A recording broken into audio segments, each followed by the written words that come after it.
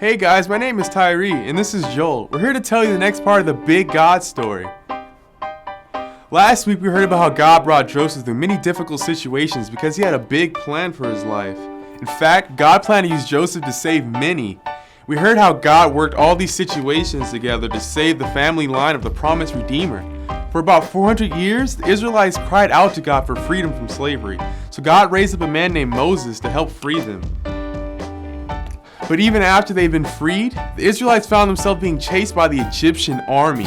But God divided the Red Sea so that they could escape from the army. Then God closed the sea and washed the army away. Hey, what's with all this stuff?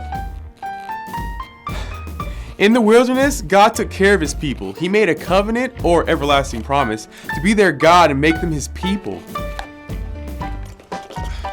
He gave them the 10 Commandments to guide their lives and help them be set apart for him, as his own people, to show them that he had the keys to the best kind of life. As we'll hear today, the Israelites forgot about this. They forgot that God had so much more for his people than they realized. Wait, is that why you handed me all this stuff? To see how much I can handle? Yeah, and you can hold so much more than I can. Wait, really? How much did you hold? Wait, it doesn't matter. Anyway, in the very first commandment, God said, I am the Lord your God, who brought you out of Egypt, out of the land of slavery. You shall have no other gods before me. This was a very important commandment because the Israelites had lived in Egypt for 400 years, and the Egyptians worshipped many false gods. But these false gods couldn't save them from the plagues. They couldn't divide the seas. They had no power. These false gods weren't just powerless. They also couldn't be in a relationship with the people who worshiped them. God himself longed to be in a relationship with his people. He was leading his people to the promised land. He promised to make them his special people. He did this to show the world the love relationship between God and his people. The Israelites were so completely blessed to have the God of the universe choose them as his people. God had so much more for them than they ever had in Egypt. Because of this, he required that his people recognize no other God, especially gods of silver or gods of gold they made with their own hands. This is the kind of thing Egyptian people did, and God wanted his people to be different. Joel, not different like that. He wanted his people to be different, like set apart, special for him.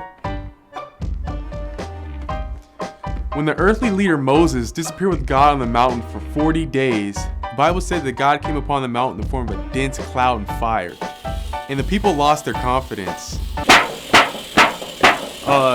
Joel, this is kind of scary. You weren't supposed to make me lose my confidence, you know. Oh. Sorry, man.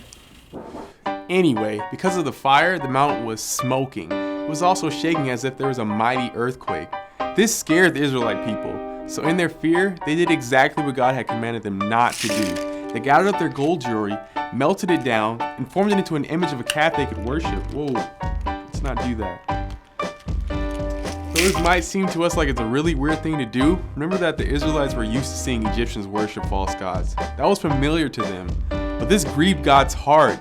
In fact, God was so upset that his people had disobeyed his first law that he wanted to just start over with new people. But Moses asked God to spare the people he brought out of Egypt, the people who were the children of Abraham, the man to whom he made an everlasting promise.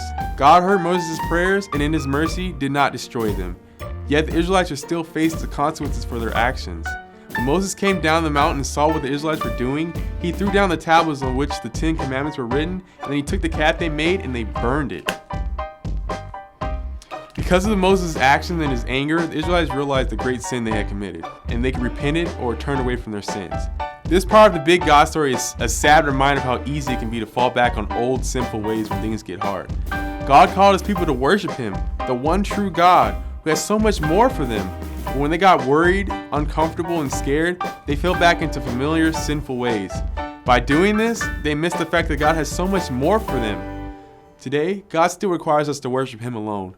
Though it's still out of our comfort zone to worship a God whom we can't see or touch and to choose God over everything else, we know God has so much more for us than we can even know. Jesus said, I have come that you may have life and have it to the full. This means living life with God is so much better than living life any other way. Even though we might feel uncomfortable sometimes, feeling uncomfortable can bring us closer to God, because through it, we can learn to depend on him. Through the process of being out of our comfort zone, we can see just how true it is that God has so much more.